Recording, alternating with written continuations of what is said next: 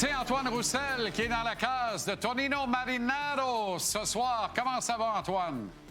Écoute, je t'ai dit cette semaine qu'on travaillait à la cabane avec la TV.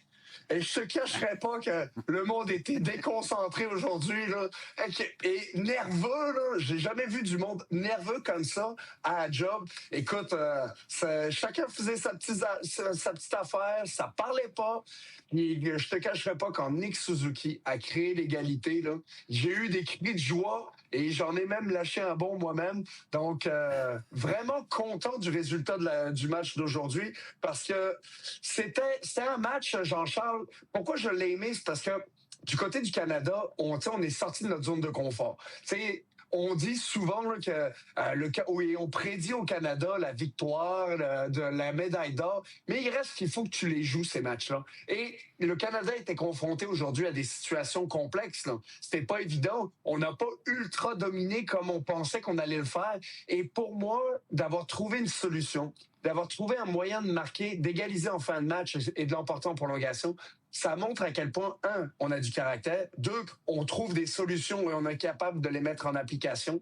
Et surtout, on a une équipe qui a énormément de profondeur et le capitaine du Canadien s'est levé tel un héros aujourd'hui. Et on l'a décrié. Ben, je ne l'ai pas décrié, d'autres l'ont décrié. Et puis ils l'ont critiqué depuis le début de ses performances olympiques. Et moi, ce que j'ai vu aujourd'hui, c'est un gars que, quand on a eu besoin de lui, il a répondu. Et écoute, si t'es un partisan du Canadien, comme moi, ben écoute, tu sais très bien que en ce moment, là, c'est de l'or en bas ce que Nick Suzuki a fait aujourd'hui et ce qu'il est en train de vivre. Antoine, pour tous ceux qui recommandaient de ne pas l'inclure dans l'alignement partant du Canada aujourd'hui, et les autres qui soutenaient détenir de l'information à l'effet que Suzuki ne serait pas en uniforme, ben tant pis pour vous. Je pense que vous n'avez rien compris de qui est ce gars-là, de l'importance qu'il peut avoir dans des moments importants, dans des grands rendez-vous. Et John Cooper se rappelle très bien l'avoir vu de proche dans les séries covidiennes du printemps-été 2021. Il l'a battu en finale, mais Suzuki, un tout jeune Nick Suzuki de 19-20 ans à peine, avait été extraordinaire lors des séries éliminatoires, également dans cette finale, comme il l'avait été en Ontario avec Guelph. Alors, les Américains viennent de gagner 2-1 en prolongation contre les Suédois qui avaient créé l'égalité. Entends-tu ma déception, Antoine? Je souhaitais le Corée interrompu à cette équipe mal assemblée. Et malheur ajouté, Quinn Hughes a tranché le débat en prolongation, battant Jacob Markstrom, qui a gaulé sa meilleure game probablement depuis très, très longtemps, surtout si on inclut celle qu'il a gardée en Ligue nationale. Alors, la logique est respectée. Les Slovaques ont rendez-vous avec les Américains dans 2 jours et les Finlandais avec le Canada. Jean-Charles, écoute, est-ce que j'aurais aimé ça les voir perdre les Américains en ce moment? C'est officiel que j'aurais aimé ça que l'élastique leur pète dans la face complètement, qu'ils aient même pas une chance à une médaille, j'aurais aimé ça. Maintenant que Quinn Hughes marque, écoute, c'est l'envers de la médaille que j'aime bien de ce côté-là. Mais il reste toi, tu le connais bien, tu as joué avec. Tout à fait. Donc, le prochain match, il n'est pas gagné d'avance, loin de là. Du côté du Canada, ça va être important de voir où est-ce qu'on en est avec Sidney Crosby. Est-ce qu'il va être capable de revenir pour le prochain match? Écoute, ça n'avait pas l'air très joli là, de la manière dont son genou s'est tordu. J'espère que c'est juste un petit anicro qui fait en sorte que il va être capable de rebondir par rapport à ça. Mais il reste que je suis inquiet, puis les partisans des Pingouins doivent l'être extrêmement en ce moment. Mais il reste que le prochain match, est-ce que tu as besoin de Sidney Crosby? Ça ferait bien s'il était là. Est-ce que tu es capable de t'en sortir sans lui? Tout à fait. Mais il reste que avoir le capitaine qui est capable justement de faire la différence dans l'alignement, ça fait, pour moi, là, c'est un incontournable. Puis parlant d'incontournable, Jean-Charles, je veux te parler de Mitch Marner. Mitch Marner, là, dans les derniers matchs où le Canada a eu besoin de lui, là, il a performé, il était tout feu, tout flamme. Puis tout feu, tout flamme, rappelle-toi du but et de sa passe avec Kel McCarr qu'il a donné à McDavid dans l'enclave pour gagner le tournoi des 4 nations. Ça, c'était un jeu de Mitch Marner.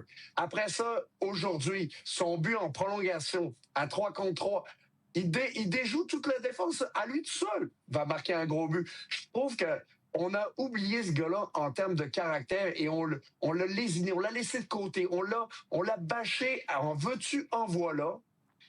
Mais ce gars-là répond, présent. Écoute, je suis partisan des livres aujourd'hui. Consolez-vous, au moins, il y a une fleur de livre, comme dirait Roberto Luongo, il y a une fleur de livre sur le chandail, au moins encore une fois. Oui, tout à fait. Et pour revenir sur Crosby, son dauphin Macklin Celebrity a amassé 3 points aujourd'hui. Il est sensationnel. Mais tu as raison. Tu sais, avec ou sans Crosby, le Canada peut gagner la médaille d'or, mais Sidney ne mérite pas d'être dans les gradins en béquille pour une conquête de l'or. En tout cas, moi, je retiens mon souffle. Ça a viré mal sale, dit-on, dans certaines contrées du Québec. Là. Et c'est malheureux. Tout à fait. C'est le genre d'athlète que tu vas voir quitter sur ses 2 pieds. Ça, c'est officiel. Aucun doute. Juraj Slafkovský est bien ancré sur ses 2 pieds, bien groundé également. Quelle présence, même s'il n'a amassé qu'une petite passe sur le but dans un filet désert de Tuna Tatar. Il joue gros, il prend de l'espace, il est extraordinaire. Moi, les Slovaques, je les adore, Antoine. Écoute, ils me surprennent énormément, les Slovaques. Est-ce qu'on les avait vus là, à ce moment-ci de la compétition? C'est clair que non, Jean-Charles. Est-ce que je pensais qu'il allait avoir une meilleure confrontation contre les Allemands? C'est officiel. Est-ce que Leon Draisaitl, Reichel, Stützle ont performé aujourd'hui? Ben, faut croire que Juraj Slafkovský les a mis dans la petite poche d'en arrière. Et encore une fois, je trouve que c'est une excellente nouvelle parce que tu sais que j'adore les tournois internationaux ou les autres tournois qui te permettent d'atteindre un autre niveau, d'atteindre un niveau d'excellence, un niveau où tu es capable de progresser, mais dans un autre statut que, par exemple, avec ton équipe de club, comme le Canadien. Ce que j'aime dans la situation des Slovaques, c'est que Slafkovský va jouer pour une médaille. Imagine-toi que Serbien, lui aussi, avec une médaille, Nick Suzuki aussi, écoute, ça serait sensationnel parce que c'est de l'expérience. C'est des matchs importants où on a besoin de lui, où il performe. Et ça, ben, pour la suite des choses, pour ce qui s'en vient en fin de saison avec les Canadiens, c'est parfait. C'est ça que tu veux voir. C'est un joueur qui performe au bon moment. Merci, Antoine. Excellente soirée et à très bientôt. Merci, Jean-Charles. À toi aussi. Salut.